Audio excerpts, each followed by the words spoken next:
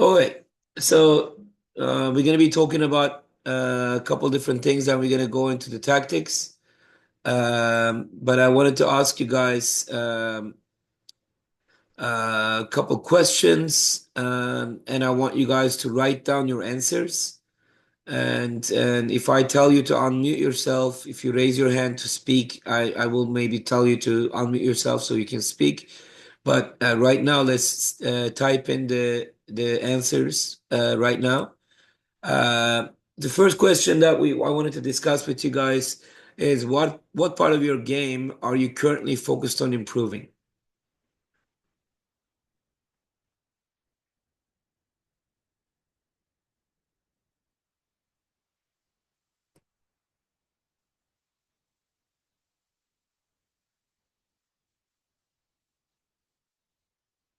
Question is the first question that we are focusing on before we go to the tactical part of the session. What part of your game are you currently focusing on improving? I want you guys to write it down in the chat, and I want everyone. Otherwise, I'm going to tell your parents that you're not cooperating. All right. So everybody, please put something.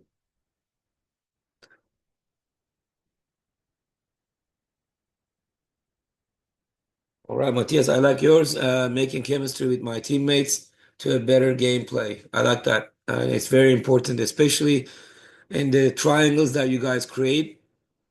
It's really important to build that chemistry as a team. Um, Passing, I see that. That's good. Passing and goal kicks. I like that. Um, Being more confident outside the box, we very good. I like that. Coming out is what I'm guessing, right, Junior? Be more active, be more mobile. John is talking about shooting. Armani is passing, shooting, crossing, passing and dribbling, Michael. Okay. All right. So I'm going to give you an example now. We're going to move on to the next one. Oops, went too far. So these are the youth player example. Look how detailed.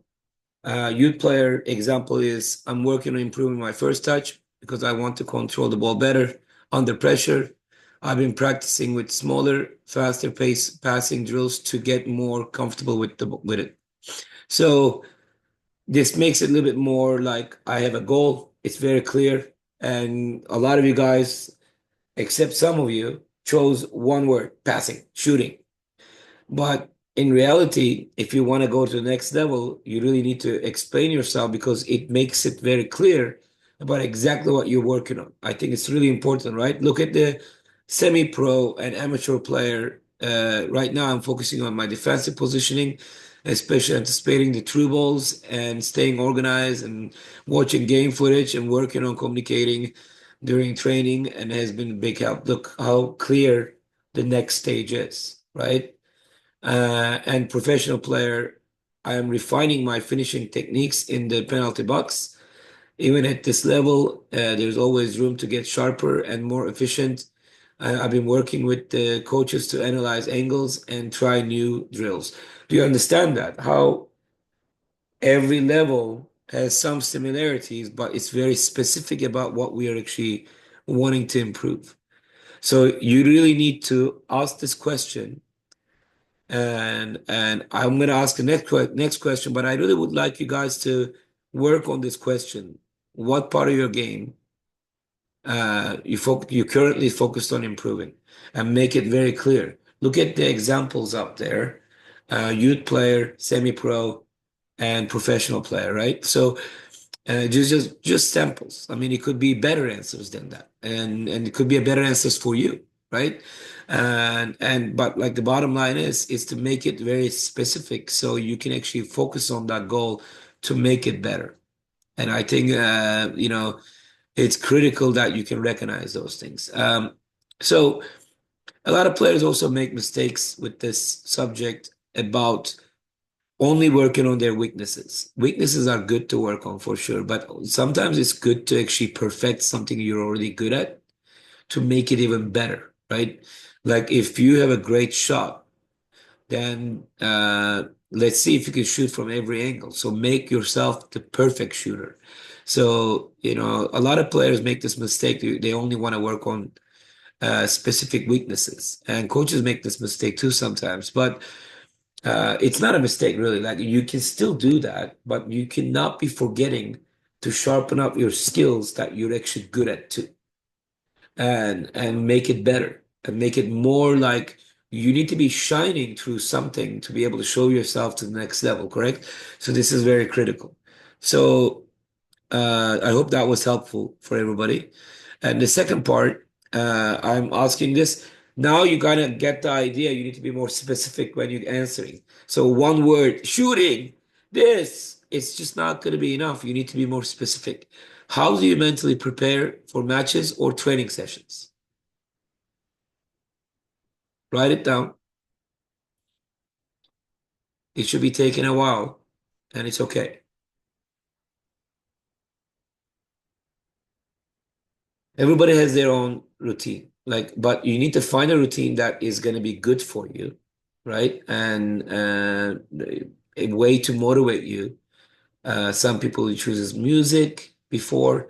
Some people have a good breakfast, good food the night before, good night's sleep, good mental state. I personally play the game in my mind the night before.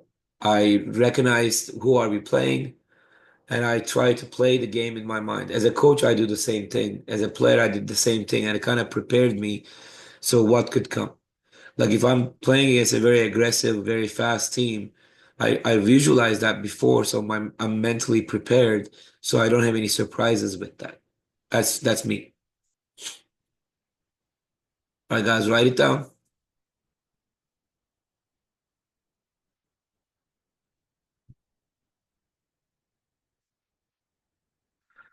Something came already good. Saying a prayer or listening to music before. I like that. So you need to find something that will be consistent. Bidur, you guys can do better than this. Sleep early, yes, but like make it specific and make it like, look, Connor, I prepare by relaxing and watching professional games, also by eating good meal and getting good sleep. This is an answer. This is an answer of a player that we want to have in the club. This is an answer of thinking. This is an answer that is focused. And this is very good answer. Well done, Connor. And John says, good sleep, good thoughts, and confidence. I love that. That's great too. You can open that. I play my mistakes during the practice, and so I can see what is causing them. Okay. Try to focus on more positive though, the things you did good. But yes, you can think about some of the stuff that you usually do, and you're going to focus on doing that better. But focus on what you could do better. Don't focus on the mistakes. Focus on the stuff that you can do better at those. So you don't come into the game with a negative thought. You need to be positive going into it. Negative will be happening in the game.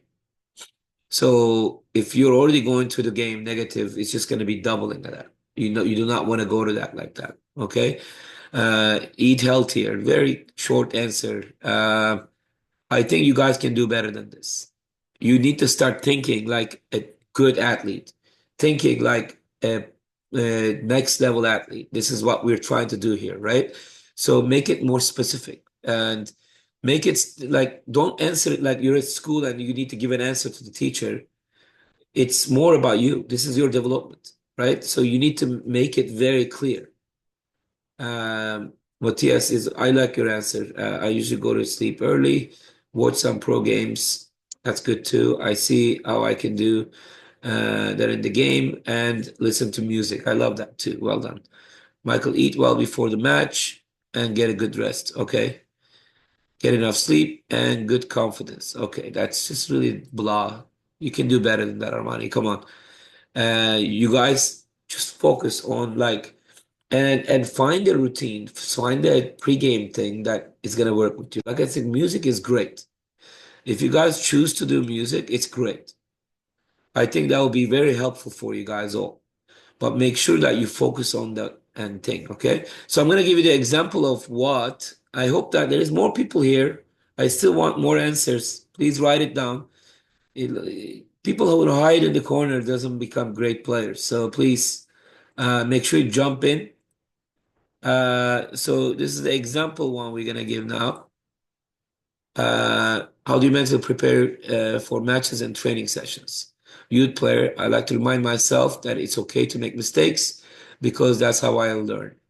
I also visualize myself playing well and helping my team. Great, right? This is great to focus and prepare yourself mentally and thinking positive and great. Not everybody it will work like this. Some people are really different mental state, but this is a very positive one. Semi-pro player, I mentally prepare myself by reviewing my role and responsibilities for the match. I like to take some quiet time to focus, think about the game, and set some goals for myself, and winning a certain number of tackles and stuff like that. And the professional player, I use visualization on the techniques before the matches, imagining specific scenarios, how I will respond to them, and also focus on breathing exercises to stay calm and remind myself to stay present during the game. Did you know that before Cristiano Ronaldo takes any free kick, any penalty kick, he talks to himself and he says stuff like, "You're the best in the world. You're not gonna miss this. You're gonna make it. You're gonna score this goal. It's gonna be a beautiful goal. It's gonna be the best goal. Like it's just you're gonna go and shoot that right to the corner. You know exactly where the ball is gonna go." Like he motivates himself, even though he's already proven himself is. Nobody scored more goals than Cristiano Ronaldo, but that's how he goes to a free kick or penalty kick, right? So it's the mental state of the athlete, how you prepare yourself. So you guys need to start finding your own ways to answer. These are some examples, right? Like you can find your own. And I hope that you come up with some. I see some of you guys here are not answering, which is horrible. It's not good for you. Like you're here. I'm very thankful you're here, but you should utilize this. And because this is for you. It's not really a lot of wrong answers. I just don't want a short one just to get it out of the way. Answer. It could be your own way. It's fine. All right. All right. Let's go to the next question.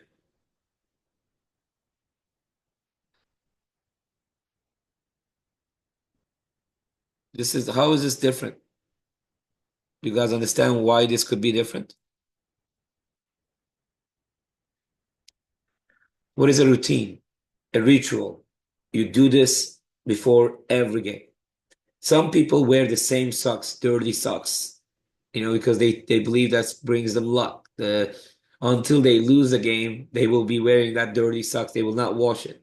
Some people have a ritual of, wearing a socks proper, like a certain way, for luck. They have a ritual, and some people pray before every game. Some people touch the grass or turf before they jump into the field. It's a routine.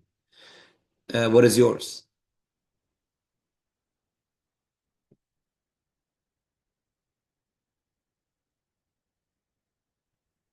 Write it down, boys and guys, girls, whoever is here.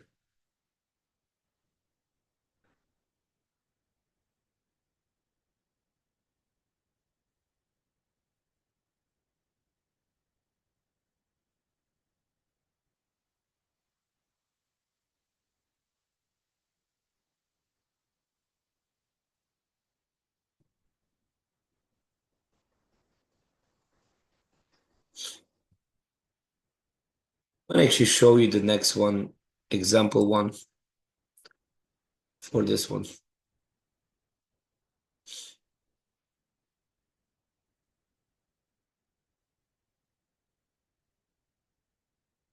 Youth player says before every game I listen to my favorite music.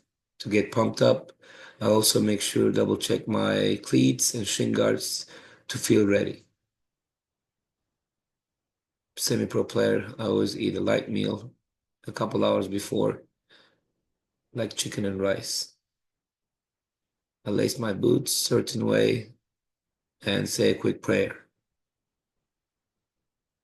I have a detailed routine that includes dynamic stretching and reviewing tactical notes from the coaches. Those are for professional player, right?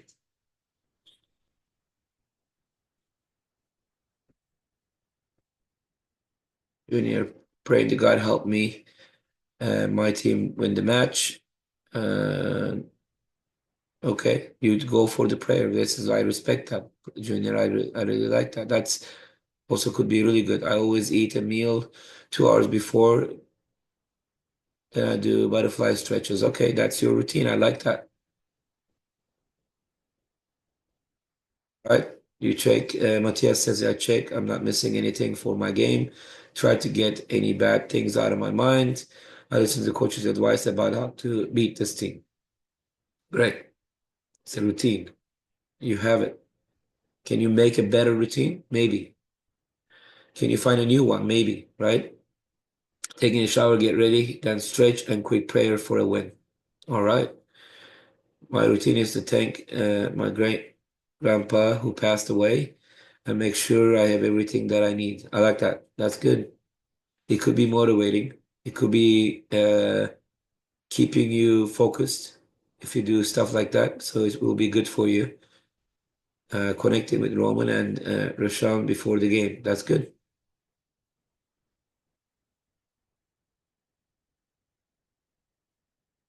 You're connecting with them, but they're not connecting with us. They need to show up more often. Uh, Anybody else, guys? I really like these answers, by the way. We have a small showing today, which is really sad. People don't realize how important these are. Uh, I think we're gonna have to make punishments for players in the future because this is gonna be changing the way they play for sure. All right, so uh, thank you for this. I appreciate that. We're gonna be stop the share for a second. Okay, now I am going to share something else with you guys. Okay. Hopefully everybody can see that. Can you guys see that?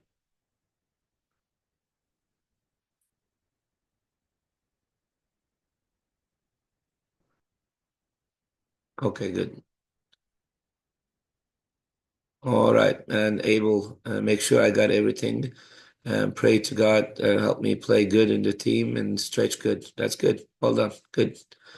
All right, guys. So this is what I want to, before we start getting into a subject, I'm going to be actually separating you guys to groups. Efren, are you here? Are you able to speak? Hello, yes, I am here. Okay. Jeff, are you able to speak? Yeah, I'm here. Okay. And who else do we have? Do we have any other coaches up here? Marco is here. Okay. Marco, are you able to speak?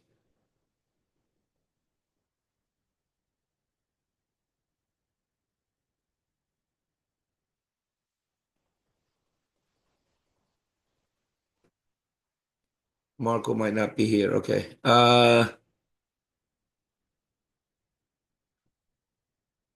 Okay. Marco cannot speak, but okay.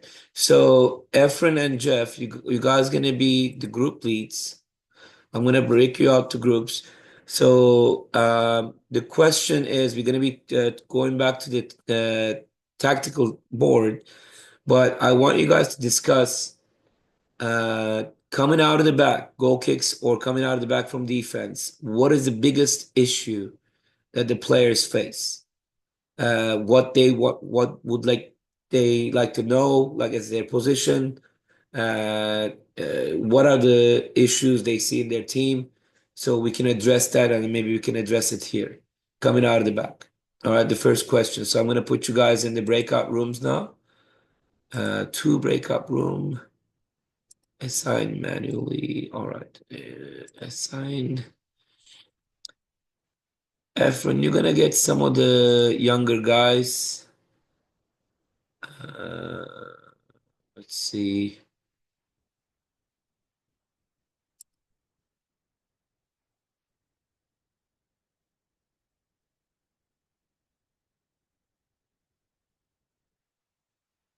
Okay, I think that's good. And assign for Jeff. Jeff and Marco, you guys gonna have a bigger group because you both in there. Okay.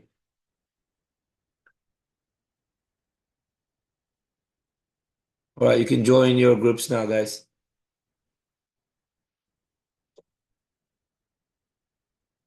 Everybody unmute your mics in there. You guys do need to communicate with each other. Michael, Matthias, please join your groups. I did, but it kicked me out. Okay, let's see. Okay.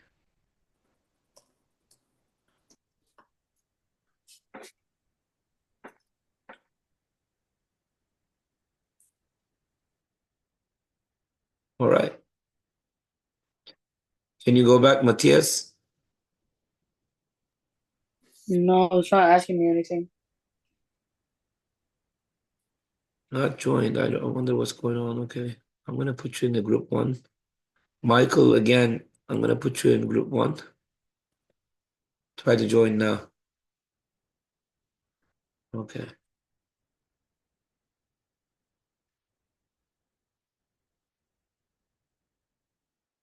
To play it out wide.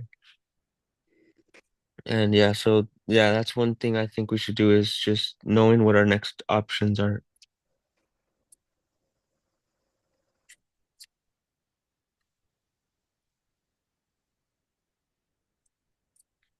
Are they talking? Yes, they were. I just shared mine. I just taking some notes just in case you ask some questions. I have everyone's information. Okay. So yeah, does anyone want to share any other things they see?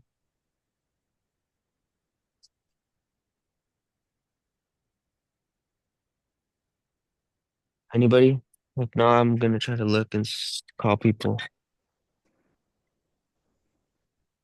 So, Okay. all right, let's go with Matthias. Matthias, do you have anything? Any big? Well, What's an issue you see for when we my come out the team, back? we struggle a lot playing short on the on the goal kicks. Touches. What do you see? So as a keeper, like I see like when we play out the back, we take like a really, really long time to get the ball up the field. Or if like some of our players they just take too many touches. Okay. You Too know, many like, touches. Okay. yeah, release the ball quicker so we can keep possession of the ball instead of losing it in the 50. Is there So any specific moment and a part of the field that we can actually focus on so we can kind of address it in the tactical session? is it in the wings? Is it up the middle? Yeah. What are the areas you see?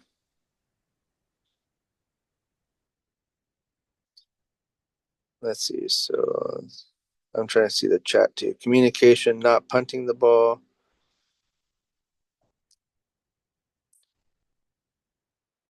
Um, I I think we spread out when we're coming out of the back would be the best, and when we're defending, we tuck in just so that we are a unit when we are defending. So we got support and everything. So And we are then looking for questions and specific moments of the game and specific places so we can address it in the tactical board, right? okay, So let's just say one of them is a right wing back, and they're like, okay, every time we get the ball, I try to move forward, but they can't find me, for example. And yeah, we seem to be losing the ball there. What can I do better to give a better option for my teammates? And stuff like that, right? So those are the moments that we're really trying to find, guys. I will leave you guys to it and discuss a little bit more. You have about a minute and a half for this. Okay. All right. So I think one thing that could help in that is Okay. Okay. So again, that could maybe come down to decision making, right? Sometimes we can pass through the middle. If the space is there, if the team is giving us the middle, that's where we do need to pass the ball.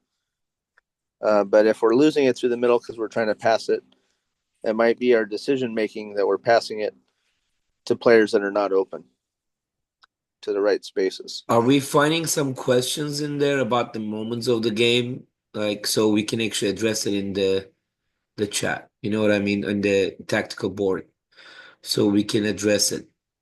Yeah, I think what we are seeing, Dodgy, what they are bringing up again, it's kind of either a lack of confidence, we're moving too slow, or we're taking too many touches, and I think that might just be that players maybe don't know the areas that they should be looking to move the ball when they get it, right? So having a plan in place before they Yeah, you get the guys are ball. already coming out with answers. Okay. Yeah. That's good. Uh, And rushing, okay. it's not Not controlling the ball and recovering rushing, quick. which causes mistakes. Okay. Yeah, there's a big difference between moving the ball fast and rushing. Big difference. But yeah, we can address that too. Try to come up with some questions and the moments, and I'll give you guys another minute, and then we'll be meeting soon, guys. Okay. So that was some questions, guys. Yeah. Like maybe you have a question like, what about if I don't team to try to press us high, so that as soon as you see that pressure comes, we find our way through to get the ball to our strikers and see our nine make that wide run that Dodgy always shows us.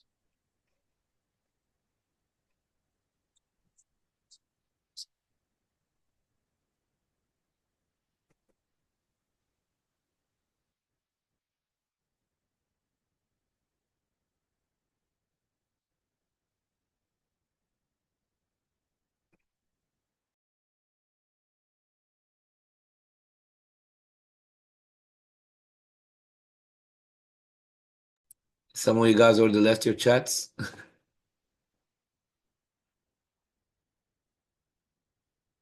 Everybody's coming in.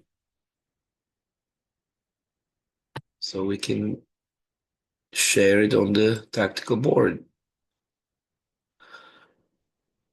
All right, let's go with Jeff. Jeff, what is your questions or comments from your team?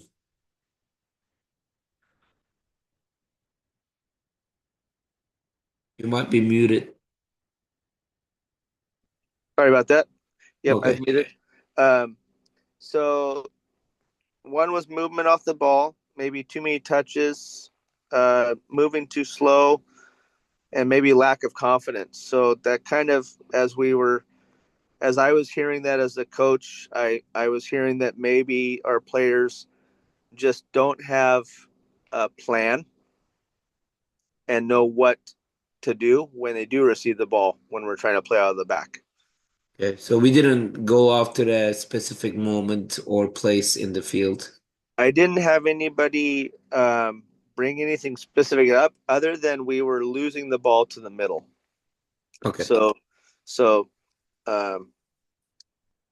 yeah. So passing the ball to the middle when we're coming out of the back. So we might want to address when should we be looking to the middle versus always wide. Yeah, so I will address that. And if I forget anything, just remind me again for all the subjects. Efren, what about your team?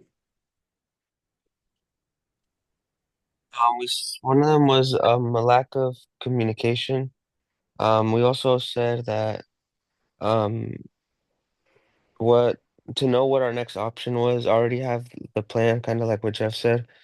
And then I also said we got to know when to spread out or tuck in a little bit, when to drop, kind of know what the other for whether the other team is play style is, so if they're pressing high or pressing low. And then you ta told us to talk about like position, and then I was saying to the team that if the ball goes wide to our right back, that number 9 should be making that diagonal run, and then your midfielders should just be ready to support. Always try to find triangles in your team so that you always have an option to play. Yeah. So instead of just having, and then also trying to find as a midfielder, try to find the pockets in between two defenders to receive the ball and break pressure. Okay. So let's go with this moment because I really wanted a moment, but I'll just come up with my own there. So we can kind of address some of those concerns. Number one, coming out of the back, the most important thing is the speed of the ball. And you cannot be passing a soft pass, because either it's a missed pass, like the direction of the pass, or it's right on target. Either way, if the pass is slow, it's going to be a problem for you either way. Because they can easily cut that pass. They could be reading the pass. But if the pass speed is fast, the ball is going to be, even if it's a bad pass to go up here, then we don't lose the ball. Possession, it just becomes a throw in worst case scenario. But the idea is the speed of the ball needs to be moving. And top coaches around the world, one thing they all agree on is they want the ball to be moving fast. The speed of the play, and they do not want to deal with players who's going to slow down the play. Dribblers, too much dribbling, too much holding on to the ball, looking around with the ball. People like the top coaches do not want to see that anymore.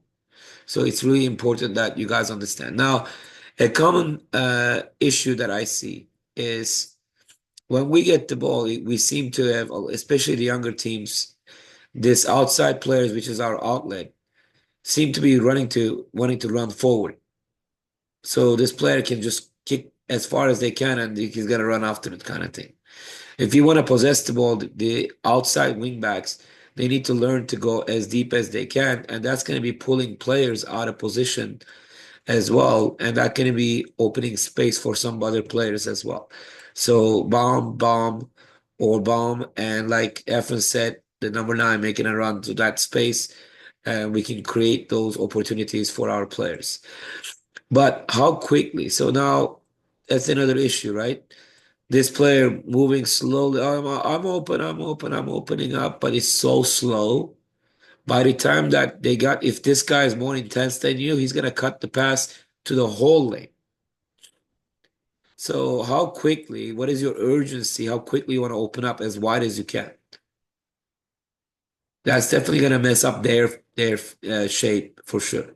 So I think the speed of the ball is very critical that you guys sometimes don't address, and we want to make sure that you guys do that. Now, in our system, especially when we play with 1-6, we do want to ignore some areas. So this area right here, we want to stay away from. So usually when we possess the ball, we want to go wide, and we want to, kind of do combinations. And once we get to this area, we start using the central lanes, and we can do all this area later on to do possession. But at the beginning of the game, the way that we play, especially we play with 1-6 sometimes, we do want to go wide first and do our combos or getting out of the back from here, from there, but never go back to here right away. Or we get the ball here. You do not want to pass the ball here unless there's nobody in the center, but we do not want to lose the ball there because we are outnumbered when we play with 1-6. However, once we get to past this area, right, this is the area that we could actually do something about it. Okay? So the idea is making sure that we are not possessing the ball right in the center, which seems like one of the coaches said they're losing the ball there in the central lane and they're getting scored on. I was listening to the chat. I don't remember which one. So that's when we need to address that and be smart about how we utilize that, especially in our system. Does that make sense? Okay, so another moment is always see the goal kicks. There is a couple things that we were talking about it last week. We set up the two center backs inside, one center back outside right here. Six goes outside right here. Uh, 2 and 3 deep. 7 and 11 gonna be checking into that gap. This player is gonna be checking to this gap, and 9 is in the central lane first. But when if the ball goes to here, 9 is also moving with the movement. So when we do a short pass, the pressure is gonna be coming, right? So we have to go this. We can find this or no. What do you think? Right away, I would prefer what? Either this guy Wide. or this guy if we get the ball right, or dribble into space. And if this player steps, opening or giving goal situation, and wants to get to this lane right here, this is when you actually start going towards the central lanes, correct? So if you right away pass to here and the pressure comes, immediately we are under pressure and we're not even getting out of the box. And we have 4 players around the box there, not necessarily pushed up necessarily yet. So it's not a good place to lose the ball in our system. It could be different when we play a different system. But in this system, we want to make sure that we go wide first and then rewind from there. Does that make sense? And another thing that you can do is a lot of the pro teams these days do this. They pass a short pass to the keeper and then they spread out away and open lanes for the player. And this guy goes further up. This guy goes further up. So the goalie makes the decision to go this way and that way, or makes a pass to these lanes right here if he needs to. It just kind of gives a little bit wider options right away when but the keeper has to have good feet to be able to do this. So there's 2 ways to do this, and this is a top level team doing that. So if the goalie is looking that way to pass the ball to this 4, always the other side needs to start coming in a little bit because the ball is not coming towards them. Does that make sense? Any questions, guys, about this? You can unmute yourself if you have a question. Speak up, players. Ask questions.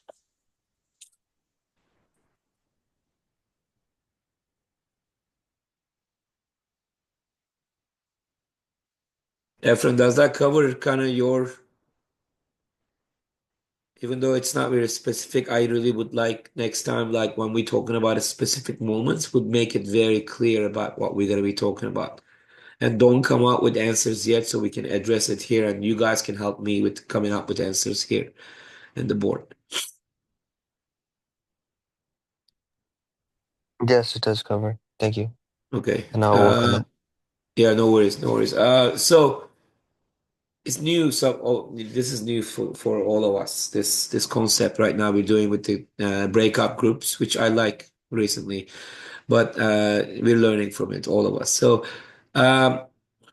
any other moments? So let's go with a quick one again. Hey, Doug. Yeah.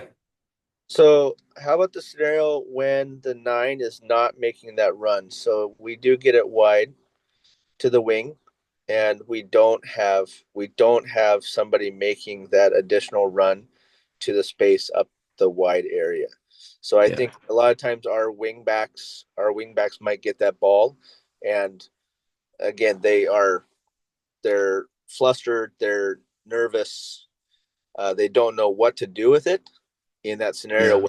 Really have no option to pass other than maybe to the middle, which they know is not the right decision to make. Yeah. Let's just rewind back from number 4 or keeper pass the ball to number 2. Another issue that I see here is a lot of times that these guys ball watch and they don't do anything about it. Anytime we have a rule, and if you make that rule your own rule, it's going to be really helpful for you guys to understand. The closest person to the player with the ball should be the drop.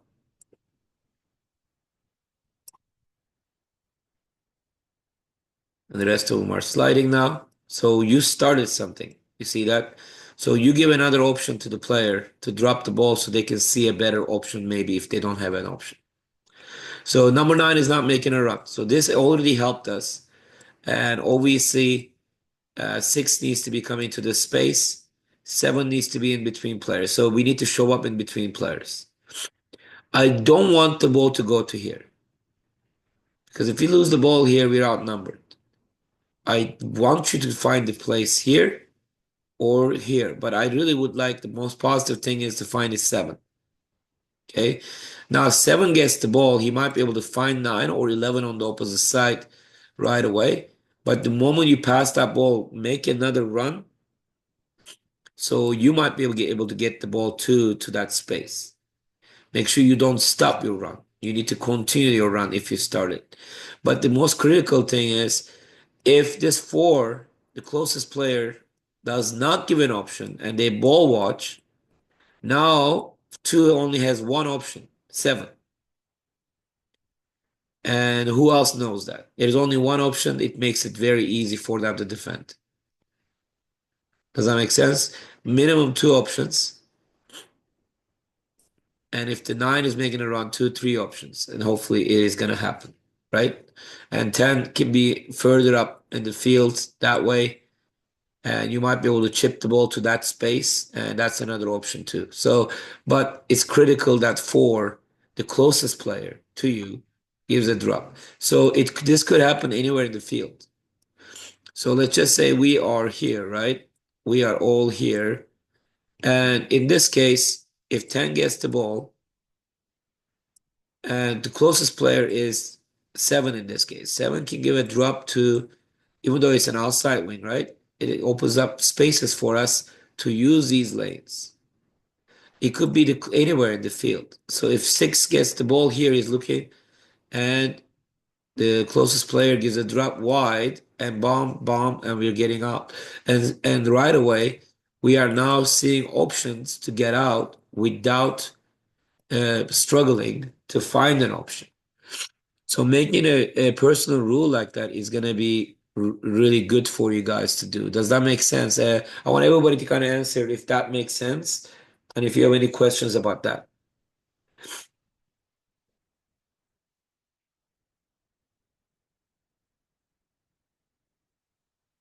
So the closest person becomes a drop, and drops are always a bit wider, right? We do not want to drop towards the center necessarily.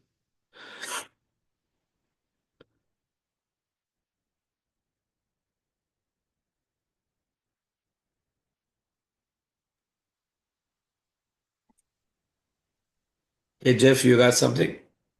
Yeah, I was just gonna say I think that is a really big thing that we're just ball watching after we pass the ball. So our center backs so often do just pass the ball wide, and don't move to be that drop because they are going to have an easier chance to clear that ball, like a longer clearance ball, because they're going to be further away from the pressure than the wing back. So the wing back's going to have pressure on them right away, and then, like you said, the speed of the pass, if it's not fast enough, then the wing back doesn't have a lot of time to make a decision, make a move, anything like that. But if they have that drop, the angle, they can give an easy drop to the center back that can then clear the ball wide. So I'm going to ask you a question here. Jeff, don't answer this one though yet. You know that because I yell this all the time. What could go wrong with a pass back to the 4?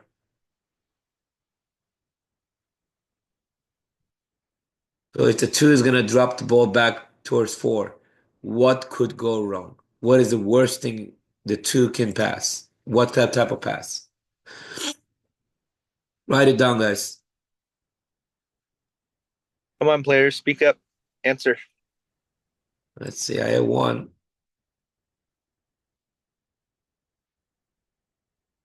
Where's the middle? Yeah, straight.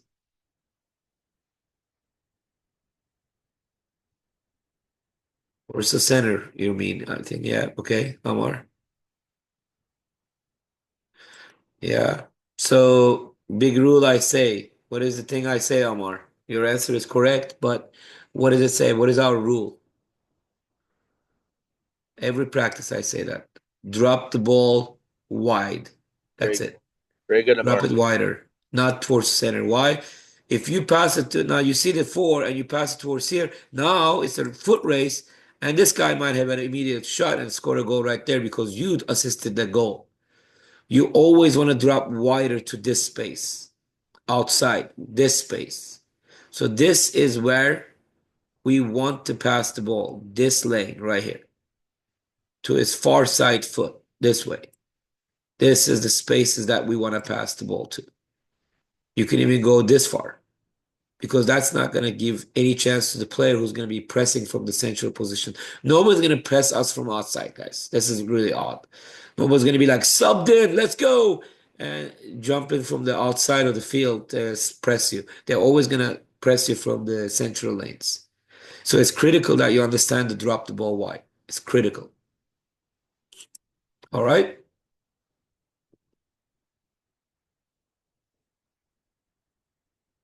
That's a good one. I like that. If it's slow, also is a problem, right? Even if you give a good pass, that's a good answer, Neil. If you do this pass wide, but it's slow, that gives enough time for this player to step in and cut the pass. So the speed of the ball is critical as well. Very good. So our rule is what? So what if we drop the ball to here and this player dropped and gets the ball from the drop, but immediately he gets pressure. So our rule is always what? Whoever the closest needs to give a drop. So in this case, yes, you could go back this way and give a drop. That's a good option. Also, keeper can give a wide option. We can drop it and we can clear that ball. We do not want to risk and mess around in the back necessarily, unless you have the time and space. If there is nobody here, we drop the ball to you. Maybe you can touch it this way and open the game to the opposite side where they have more space. That's great. But you need to make sure that if the pressure is coming in, you need to one time that ball to space and step up the team. Okay? Does that help, guys?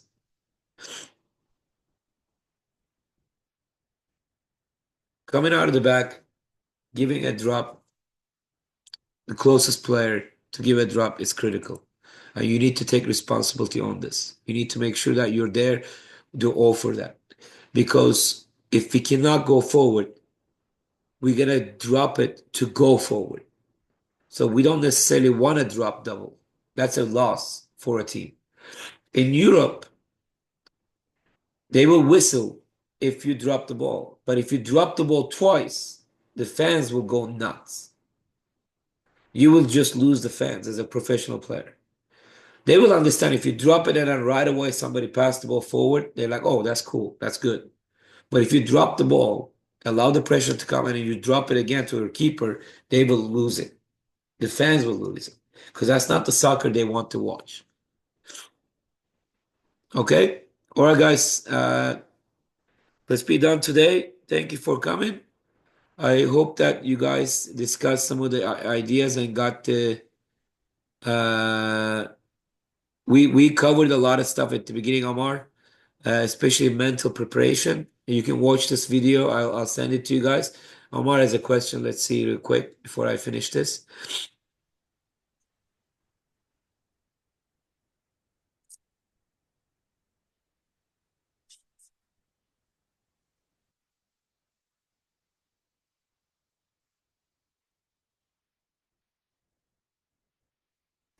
We can address this later, but depends on if you're the last man, Omar. I do not want, if you're the last man, we don't want to take that risk and if you lose that ball, because they can go through. But if you have another defender there, you can make them step, or you can step and tell him to cover you, and you can actually, pressure. I mean, it's okay to press. It's okay to want the ball. You just cannot be taking off all of you guys, right? You need to make sure you have a balance there. Does that make sense? But we can address that again. All right. Thank you guys for coming today. I appreciate you guys. I hope to see more of you guys and more active next time. Thank you guys. Thank you. Good night. Thank you, Dodgy. Thank you guys.